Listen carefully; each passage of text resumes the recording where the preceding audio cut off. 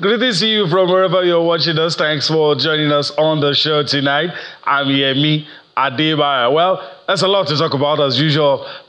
Things happening in your fast-paced, money-speeding, and of course, rewarding world of sports. The saga has ended for now. Victor Osimhen is in Turkey. He has joined Galatasaray. We'll be talking about that loan move all for you. The boys are back in town talking about the Super Eagles of Nigeria as they prepare for the double header against Rwanda and, of course, Benin Republic. We talk about all of that. The Paralympics going on. Also, we talk about that all for you. Then, of course, we look at things happening here on the domestic scene. Football in the top flight. That's the Nigeria Premier Football League. We get us talking, we'll get our attention. National team management will also get us talking. So that's the outlook of the show tonight. And of course, we have a couple of guys who will join in, and of course, we'll have a robust conversation on all the things happening in your fast-paced, money-spinning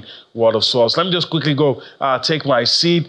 As, of course, Austin will join me later on. Of course, my colleague will join later on. But of course, for now, we'll start you off with somebody who has deep insights into some of these issues. I have the pleasure of joining us tonight on the show, Edafe Matthew, the CEO of Elegbede TV.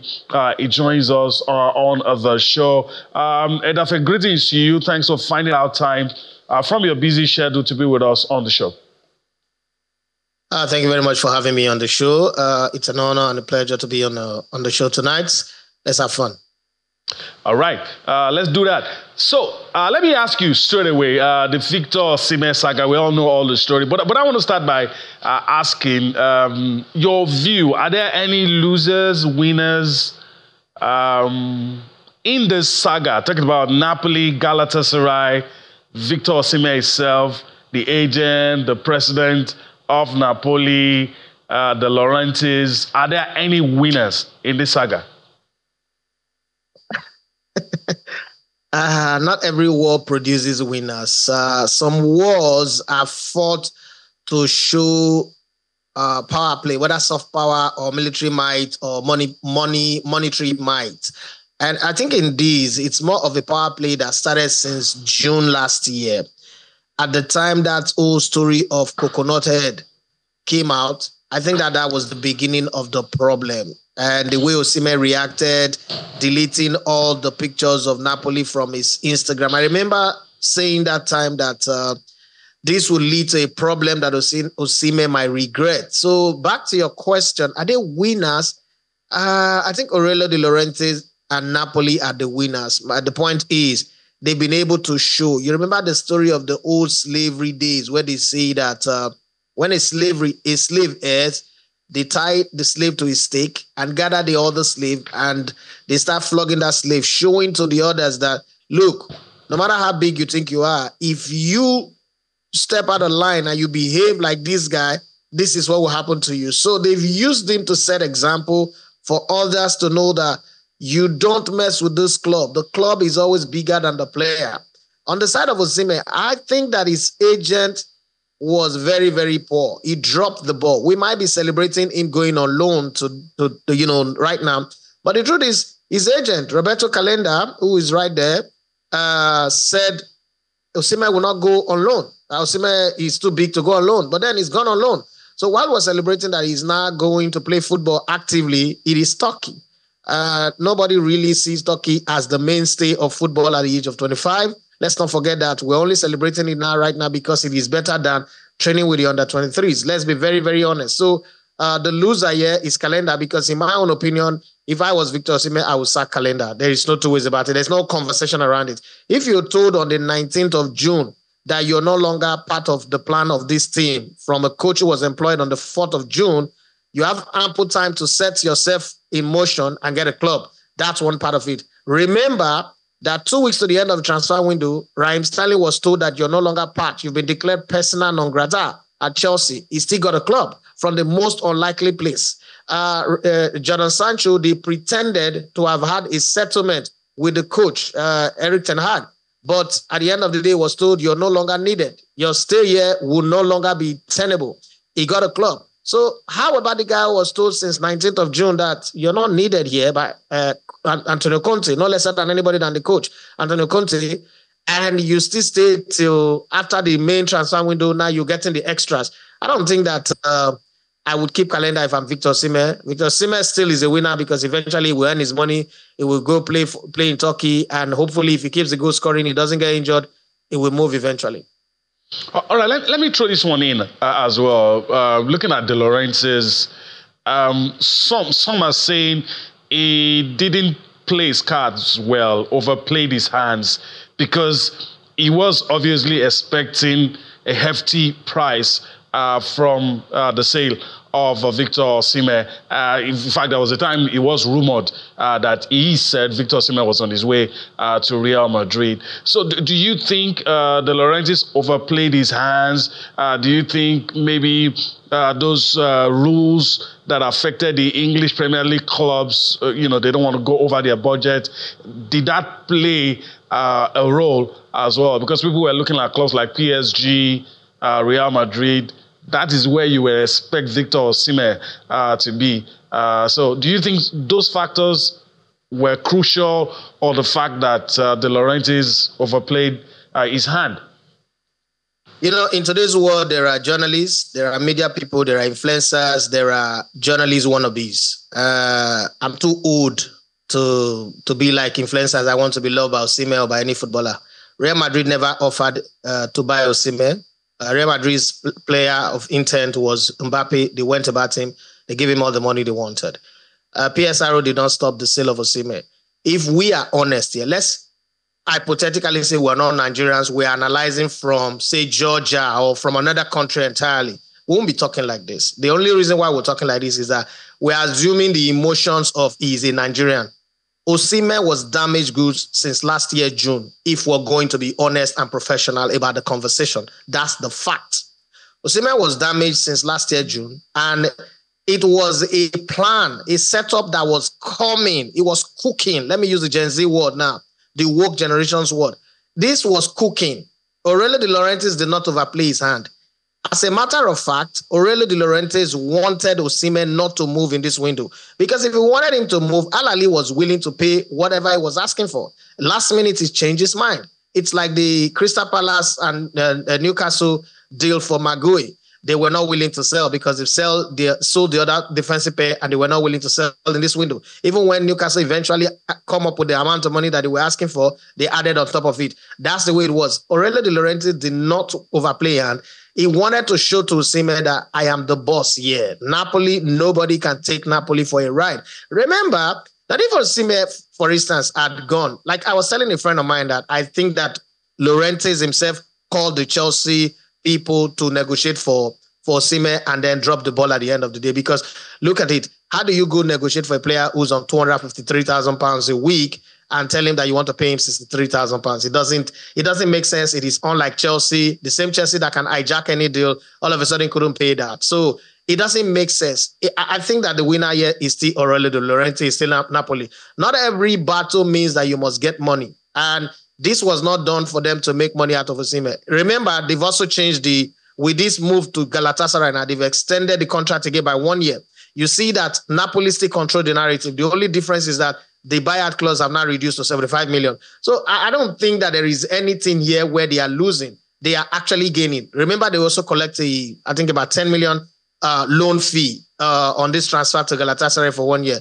There's no loss here. It's just a case of let's discipline this guy, especially if you go out there and read comments from the Napoli fans page in Italy. The conversation is different from how Nigerians are taking it here. He's our star boy. So obviously emotions and sentiment will make us see Osimhen differently from how they see him. But the truth is, if you've ever run a football business or any type of business, you don't understand that you will not compromise discipline. And I think Osimhen became a damaged goose, one in June. And then without that, his video rant that he did, his brand was a little bit touched. People will say it doesn't mean anything, But the truth is his brand was touched. And that's exactly what happened. All right. Okay. Well, that's interesting. All right, Austin Okonakwan is ready. Greetings to you, Austin. Very good to have you take this ride with you tonight. And of course, you are joining in at a very interesting point. We're talking about Victor Osimhen. What a greetings to you, Yemi, and of course, everyone joining us on the show tonight. It's good to see you again, Edafe. And I like the way Edafe landed. But you see, there's something that bad news does. It either destroys you or it makes you or make you even better if you know how to use it. That's why tomorrow, if you talk about the likes of Eric Cantona, Mario Balotelli, even the way Zidane career ended, came with something of controversy. With this transfer saga that has happened with Victor Osimhen, if they do good, proper PR and he gets playing for Galatasaray and starts scoring goals, and then the media finds a way to, make Chelsea, Napoli, and wherever didn't jump on this opportunity to have Victor Osimhen, it might just elevate him to a level that this will be the man that the media will be after for a very long time. I wish him so well. I tweeted and I put on my socials that there's indeed a valuable lesson in this experience. And I really do hope that Victor Osimhen will go back, reflect, and say, this is me. Just 2 years ago, everyone was talking about me. And then suddenly, no club wants me. The one that wants me, they are slashing my wage to make it look like it's Enyimba Football Club that is bidding for me. And then suddenly, I'm just an ordinary player. There must be lessons in it for Victor Osimhen and even other footballers, because there's just something that success does to you. You must find a way to be at that level where you can manage it properly. So congratulations to him. He can still get to play football. They already love him in Turkey. He has brought so much followership to Galatasaray already.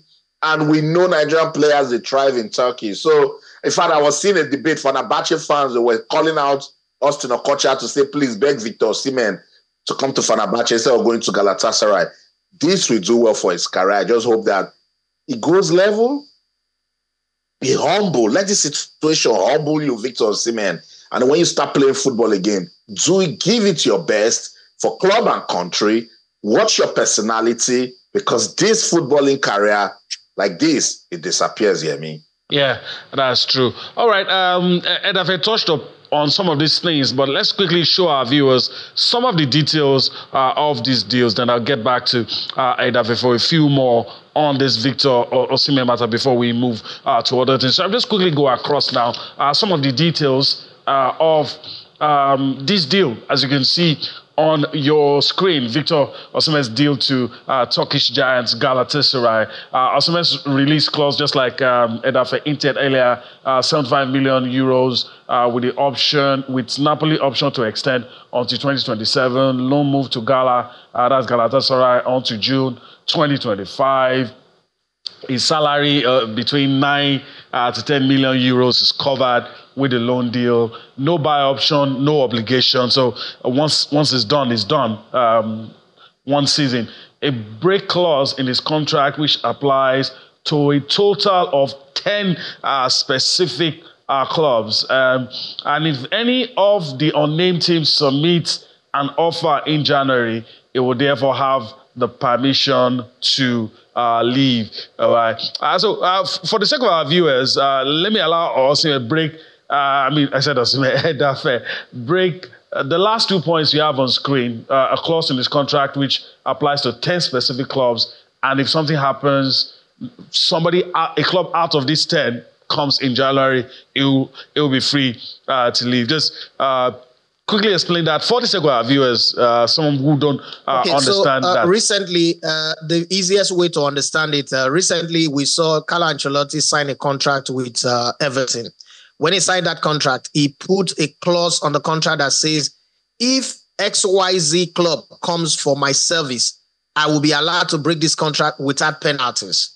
Other than that, if it is this group of clubs that comes in, I would move, but those clubs will pay. So when the Madrid offer came in, he left without penalties, without Madrid needing to pay Everton, and it was a clean deal like that. So that's the same thing Osimhen have done. I think in this case, this is where Osimhen now is the winner, because it goes back to what Austin Okon-Akpan just said when he said that Osimhen go there, learn from this, and he performs. Osimhen is a showboy. Nobody can argue against his football prowess. The only problem that everybody has got to say, and we must say it, is our job to say, Osimhen had the stinkiest and dirtiest character. So he should use this opportunity to learn that. We're not going to be afraid to tell the young man that your character is very dirty, like Shakadimo Supplier said in their song. So if the clubs that he is hoping for, they are unnamed, but it could be Chelsea, it could be Real Madrid, as you said, Real Madrid is definitely not coming anyway. Barcelona, Bayern Munich, Liverpool, Manchester United, if they find out that, Zexi is not what we want, and in January we need a striker, or it could be Arsenal who says, okay, you know what, we are not looking for the title. It looks like we want to win the title and we need a goal scorer. All of those clubs can come in, and if they pay the 75 million that is on ground, then Osimhen goes from Galatasaray to any of those clubs. That's what it means. So it doesn't have to stay to the end, because normally on the loan, they might not be able to sell him. But on this case, he can send his agent to say, you know what, I've got 5 months to prove myself. And in this 5 months, work the market properly. But I do hope that he sells that his errand boy agent called Roberto Calenda, because that's not an agent. Okay. All right. Let me yield to Austin. We all wish Victor Osimhen all the best. But Austin, what do you think the focus will be now? Will it be, let me play 5 good months, get out of Gala, let me stay a whole season, do everything I can do for this club, and maybe go back to Napoli and be in a commanding, well, I don't know if it's a commanding position, but be in a better position to get the kind of move you want? He has no business. I repeat, Victor Osimhen, you have no business with Napoli again. Take them Absolutely. off your mind, your head, your system.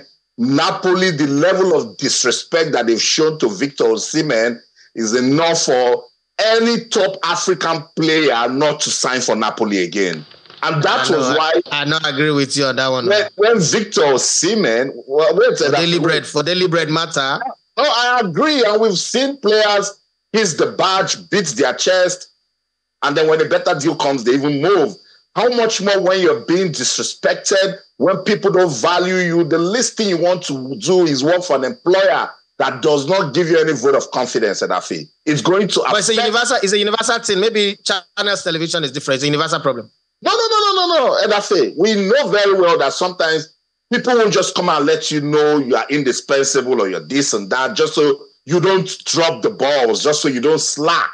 But we know in Victor Osimhen's case, call it charm, call it luck, there was something magical that it took to Napoli that helped them break that jinx, win the Scudetto, and Victor Osimhen showed like $1 million baby and put Napoli on the map and became the African Footballer of the Year. And then the next season, you are giving him racist remarks. You are putting him down. And that was why when Victor Osimhen did that outburst, I remember I went to my socials and I said, Victor Osimhen, I was calling out my Italian friends that are journalists. Put me on your media. Let's keep condemning what Napoli did. But Austin, before you vibrate and explode in that your house, let me ask you this question. Was that really a racist remark? Because backtrack to when we failed to qualify for the World Cup. Because I like to put this in that proper context and perspective. When we failed to qualify for the World Cup and Victor Ekpeba was attacking Osimhen for the bicycle kick he made, it was Osimhen that wrote that people go, this was his word, and I quote, people go advise me, but me, I get coconut head. I go do it in my mind. Now, hold on. Italians took that comment and used it. Remember, translation of language could be a problem. So I can't sit here and morally justify that calling him coconut head was racism. Because Osimhen gave himself that tag already. Edafe, because I'm a co-anchor on this show, I'm not going to do back and forth with you. I'm supposed to moderate. So I'm not going to say that. But for a professional club handle to now jump on that sort of word on a player that is in quotes most valuable from your previous season, then my brother, it's total disrespect. All right, let's leave it like that. All right, let's leave it like that. Let's leave it like that. Yeah. Let me allow Austin go zip some water. So just zip water, calm down. Let's listen to Victor Osimhen's reaction to the reception that he received from that. And of course, immediately after that, or maybe just before, we'll take inside Niger Delta. As we go on this break, we'll take inside Niger Delta with Mahmoud Akuga. But just let our viewers know that when we return from that break, that's what they'll be seeing on the DSTV platform. On all the other platforms, you'll still be on to us on Sports Tonight, taking you through all the things happening in the amazing, fast-paced, money-spinning world of sports. So we'll go on that break. We'll return for more on Sports Tonight.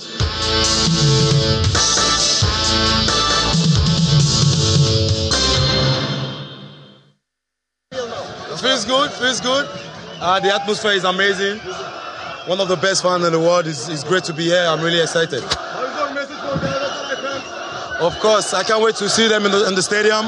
I can't wait to hear how they scream when I score. I'm ready to give my best for them. I'm really excited to be here.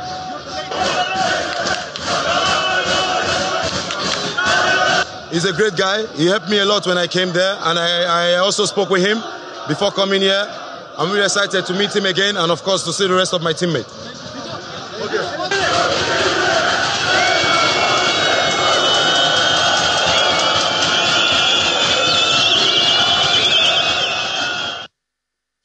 Welcome back. I think with that, we'll just let this matter rest and go to other issues. So let's talk about the Super Eagles of Nigeria. It's the double header up ahead, and let's look at the players in camp. Let's do that quickly, shall we? There you have it. The players in camp as we speak. The goalkeepers, Stanley Wabali, Amas Obasoge of Bernal Insurance in camp. Those are the goalkeepers. Let's flip quickly. Of course, defenders, William Troost Ekong is in camp. Benjamin Tanimu also in camp, replaced for Crawley Town. Olisanda of Orlando Pirates around. Oluwashemi Logo Ajayi is there. Calvin Bassi, and of course, Olaoluwa Aino. Of course, the midfielders, Wilfred Indidi, Alassane Yusuf, Fisayo Dele Bashiru, Frank Oyenka, and Alex Iwobi. Samuel Chukwueze, of course, for the forwards, Victor Boniface, Moses Simon, Demola Lukman, and of course, Taiwo Awoni. These are the forwards that are already in camp for the crucial games in the 2025 AFCON qualifiers against Benin Republic and, of course, Rwanda. All right, let me just quickly go to Edafe, and there's a lot, I don't know, time will not even allow us, but I mean, looking at how they build up to this double header, what are your thoughts? It is sad because it was just June here where Finidi George was given this job, and we saw the fiasco, the mess that came off the job, and you would have thought that any smart federation would have put their act in order. My problem with the Nigerian Football Federation is they know they don't have money to do what they are planning to do. So why not prep up the Austin Eguavoen from the get-go and get him ready, get his assistant ready, open the camp pretty much earlier, and let us get by, instead of taking us through Ijora Badia and turning us around, going to Badagry, coming back again and telling us it's Eguavoen. I don't know what state of mind the players will be at because they are seeing all this news going on, but at least it's good to have Troost Ekong back. He's a leader. We still have our goalkeeper, Wambali, who is okay. I don't know how the players will respond. I've been in and around this camp now for over 10 to 15 years now. The thing is, you always wonder which Super Eagles will come for this game. There's a Super Eagles that will come ready and beat Benin Republic and Rwanda, blue, black, and red. But let me take our minds back to a year ago. I was in Germany for the Bayern Youth Cup, and I saw the kind of work that Rwandans are putting into sports development, heavy investment. When Nigerian team that went to represent Nigeria were borrowing money and gathering money, the Rwandan government gave their own youth team under 19 $5 million, hired German coaches. So if we think that the Rwandans are going to be a pushover, it's going to be difficult for us. Benin Republic have Ganotro, who have a score to settle with Nigeria. The money that was paid to him for the job he did in Nigeria are still trapped in the Nigerian bank. He's not been able to take them out. So there's a lot of reason why he wants to beat us. He's beaten us 2-1 in the World Cup qualifiers. I don't know how this team will play. Eguavoen have two sides to him. Eguavoen has also led a Nigerian team that came out scoring loads of goals, playing very well, beautiful football and all that. I don't know which one will come to the party. I just hope that it is that all-conquering, all-winning Iguavon's team that we'll see in this game. With the Super Eagles, no matter how angry you are with them, there is just this addiction that comes with the Super Eagles. You want to see them win. No matter how angry, how pissed off you are with their previous result, the next game comes, you want to see them win. So no matter how objective I am, I'm always going to be biased when it comes to the Super Eagles. I want to see them win against Rwanda. I want to see them win against Benin Republic. But unfortunately, we've not had the best of preparation. We've not had the best arrangement leading up to this game. But hey, it is what it is. This is Nigeria. They say when our backs are against the wall, we win. My only problem with banking on luck is that you don't know where your luck will run at. That's true. All right. I'm very sure Austin will make us listen to his namesake very soon. But Austin, your thoughts as well. Yeah, I like the vibes. Just 3 days ago, I think it was a Saturday, I was at the City Ground to watch Taiwo Awoniyi and Ola Aina, and I spoke to them as regards this game, and they're looking forward to it. And a very important question I asked Taiwo Awoniyi was, this coaching situation, does it affect them as footballers? And he said no, that they know they have a business to take care of, and that they will do their part and let the Nigeria Football Federation do their part. But when we started talking, I had to let him know that mentally this sort of things also affect, because when you have a manager, that's your leader, and then he's going to put things into proper planning, and you guys will start getting to know his philosophy, the way he operates, and then the sort of players that he's inviting, and then you start getting the blend. But so far, so good. I like the way they are beginning to respond to call-ups. About 20 players in camp as at today, 5 p.m. They've had their first training session. I will leave talking about Austin Iguavon, Fidelis Ilechukwu, Benga Ogunbode of Remo Stars to Edafe, who is the guest analyst. But I just wish this team well. I know we've got the quality. If you look at the players, there is nobody you can question. Why is this guy in this team?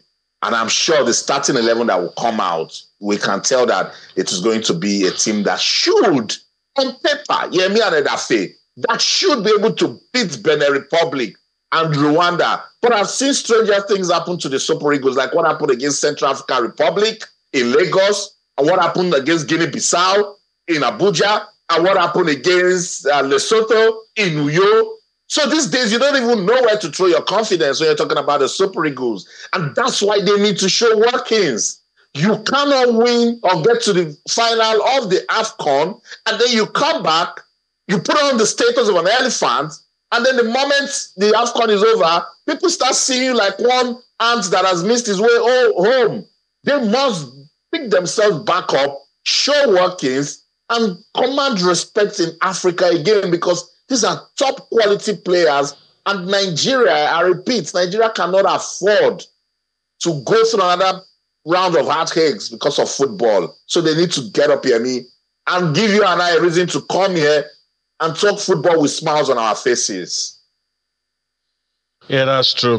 All right, so let's just quickly listen to the, I don't know, should I say interim coach of the Super Eagles now, Austin Iguavon, share his thoughts ahead of the doubleheader.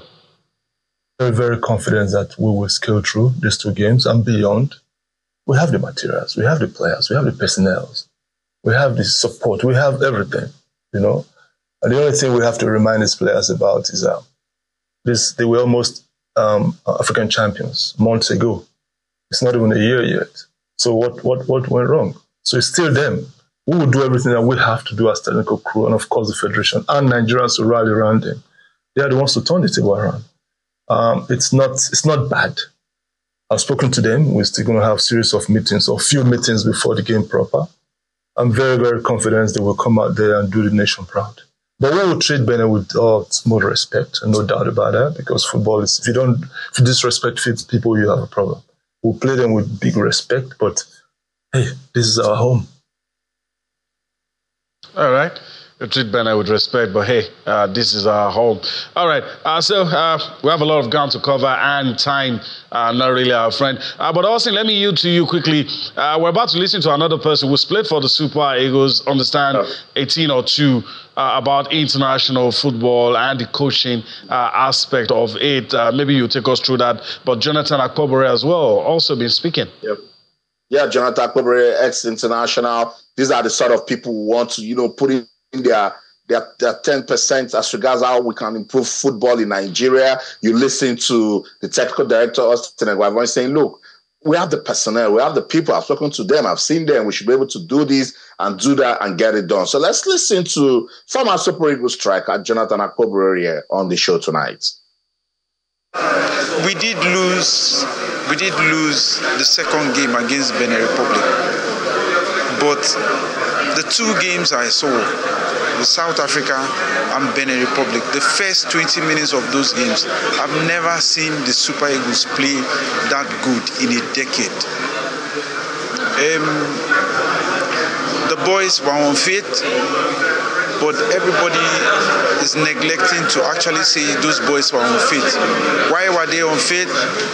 That is the question for everybody to ask, and we have to ask not just the coach, but also the administrators that actually invited the boys before the coach was employed. So all of these things, those are the things we need to put all together to actually bring the boys' head to come and to actually perform when they come to Nigeria to play. There are so many coaches around. There's a process to pick coaches. It is not just picking the name or something, but in the last few years, I don't think they go through that process and we end up having the same problems. But at the end of the day, when you really, really think about it again, we've had so many coaches and there's all the same problems.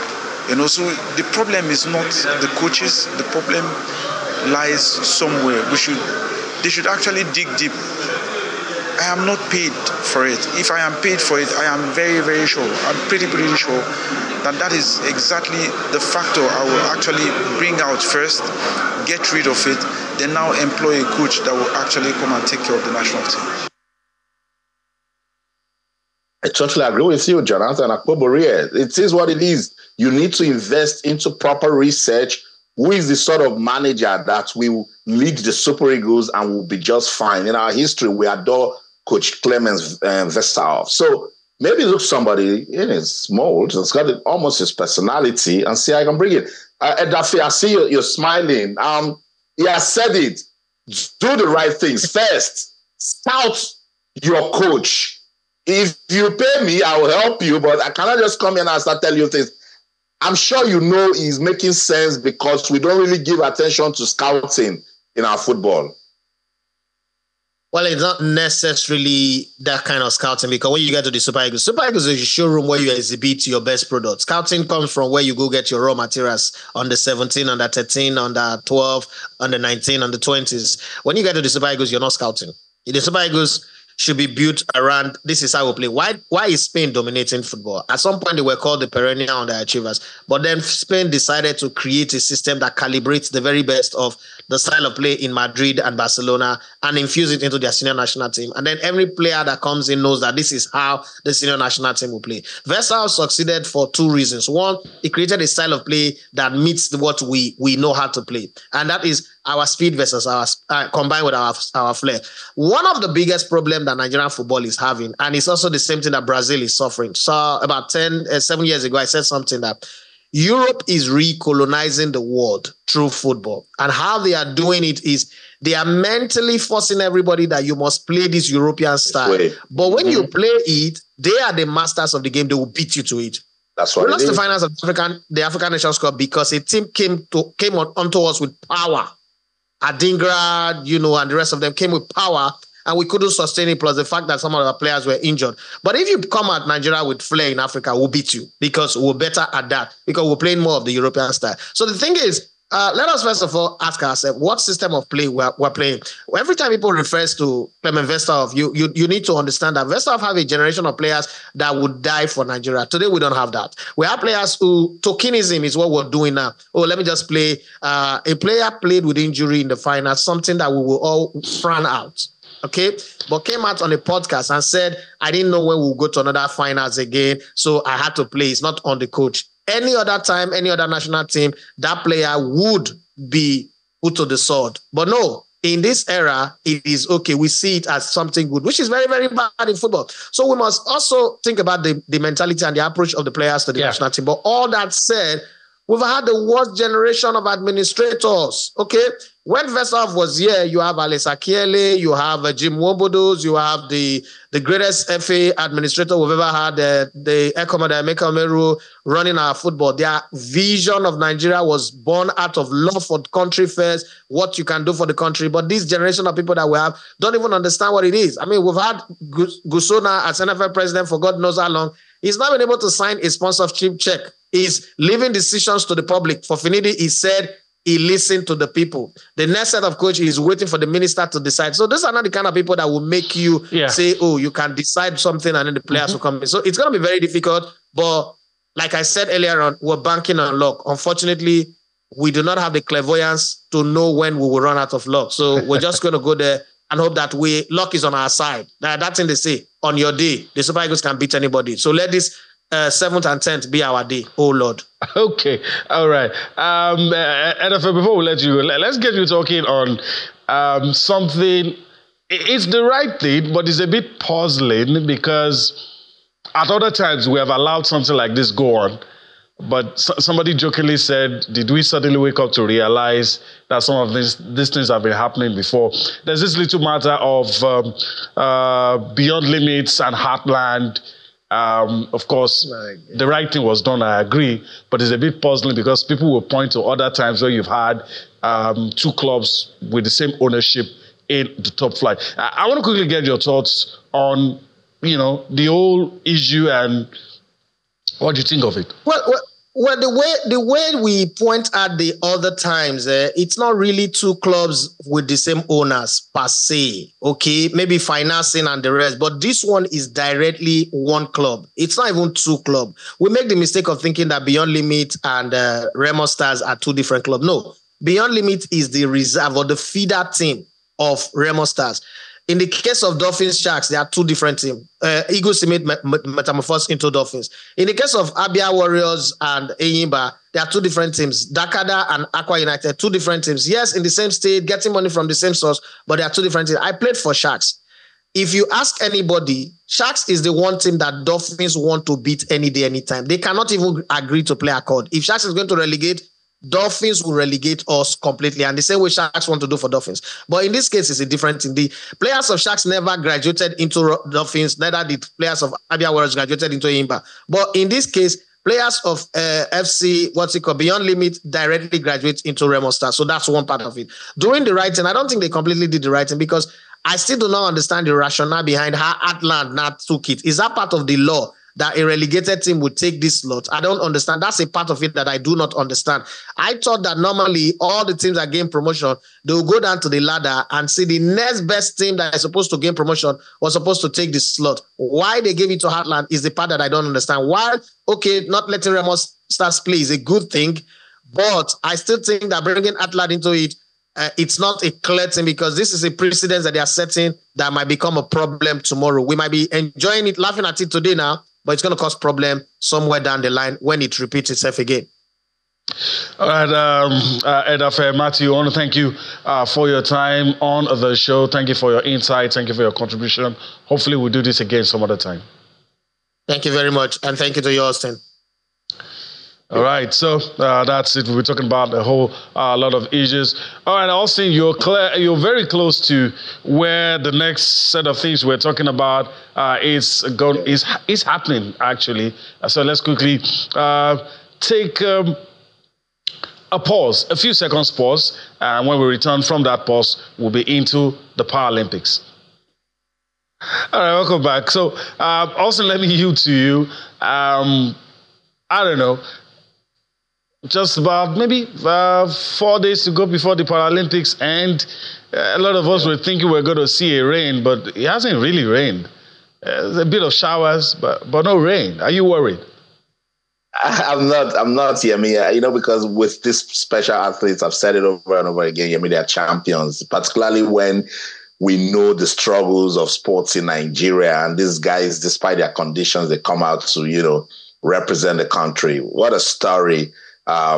Miriam Eniola Bolaji has already told the world. She has inspired everyone, with everything she's been through, losing her coaches to Qatar right there. From Kwara State, North Central Nigeria to the world, she won a bronze medal. And some will say, oh, it's not just bronze. She played with the top, best para badminton players in the world, people who have the best of resources, of attention, of preparation. She went against them. She was so close. She had a spirited fight in the semifinals, but she didn't win it. But what about that final game? She went there with all of the annoyance and said, I was that close to getting gold and silver, and then now this bronze, you're not going to pass me by. And there she is. Such a beautiful story. And she dedicated this medal to our coach that passed on, So I love it here. I mean, we saw the para table tennis players. They did their bits. They lost some, they won some. So there's still hope. I'll go to Paris tomorrow just to spend some time with these athletes because I love telling the stories of these special athletes, just so people can understand that sports has got the power to transform lives. And with what I'm getting from Paris, people are saying that it feels different. It's not like the Olympics because there's just something magical when these guys come out to compete. So congratulations. Yes, we have one medal we didn't see during the Olympics. Don't forget, powerlifting. That's where we are the Baba. We will fall out tomorrow for powerlifting. And then, maybe those your showers might become proper rain near me. All right. Maybe that's when it will happen. Some events happen today. Of course, we played in the men's singles S9. That's a round of 16. Nigeria's representative, Wale Adesope, lost in that one. And I'll just quickly go across to the screen now and quickly run through this before we end this segment on the Paralympics. The one I just talked about, Lucas Didier of France beat our representative Wale Adesope. In the women's single WS5, that's a round of 16. You have Tamara Liobeli of Chile beating Christian Alabin of Nigeria. That one ended 3-1. We're talking para table tennis here. Let's flip quickly. Tomorrow, that's an event for tomorrow. It's the women's TO 41 kg kilogram final. Esther Nwogu is in there. We're sure. We don't know the color of the medal, but we're sure it's already a medal, so we don't know the color that will turn out. So hopefully it will be gold for Team Nigeria. That's how much we can take on the segment for the Paralympics. So we'll take a breather.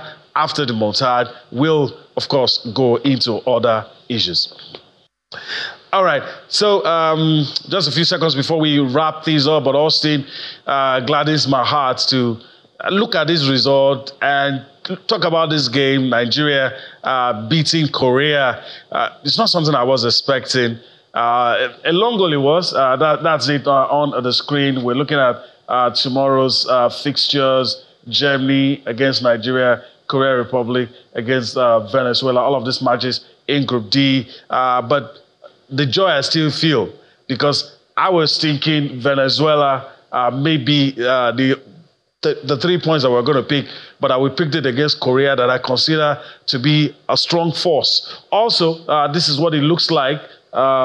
Germany on top after one game, Nigeria in second position, followed by Korea Republic and Venezuela. But before we go, Austin, your thoughts. My expectation has been raised somehow because of the victory in that first game. That's right. I mean, I always say it that your first and third game, they are very, very important in any sporting, event. So yes, against Korea, when I was watching that game, I was like, gracious goodness, they're losing loads of chances. I hope they don't get to lose this game. And then flourished for Nigeria. So we won that one. And now there's a bit of pressure. Just imagine if that game ended maybe in a goalless draw or we lost the game. I'm sure you will be saying, not even you, I'll be saying when Germany beats us now, it's all over. But with that win, it's not even sure for Germany because all they need to do is sustain the momentum. Go out there, believe in yourself. It's a group game. Give your best, and we might just come back tomorrow, to say something different. That's the show. In London, I'm Austin Okonakpan. In everything you do, remember, let's keep talking sports. Bye for now. All right, it's a wrap here in Lagos as well. And before, as we go, we're going to leave you with pictures from the Paralympics. We bid you to enjoy the rest of your day. We'll see you tomorrow. I'm Amy Adebayo. Bye-bye now.